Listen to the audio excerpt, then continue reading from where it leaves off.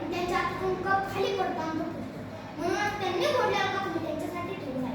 तेव्हा तो मुलगा काय तुझं खरं आहे, तू जेव्हा म्हातारी होशील ना तेव्हा मी तुला त्याच कपाटच्या आधी मी माझी चांगली गप्पा खराब ज्या घरात असे संस्कार केले जातात त्या घरात माणुसकी आणि प्रेम कधीच पूर्ण नाही. हा एक निसर्गाचा नियम आहे. जे पेराल तेच उगवेल, जे पेराल तेच उगवेल. शेवटी समर्पणाकडे जाताना एवढंच होतं, आयुष्यभर पुढे अशी संस्काराची शिदोरी ज्या वयात मिळते ना ते वय म्हणजेच बालपण.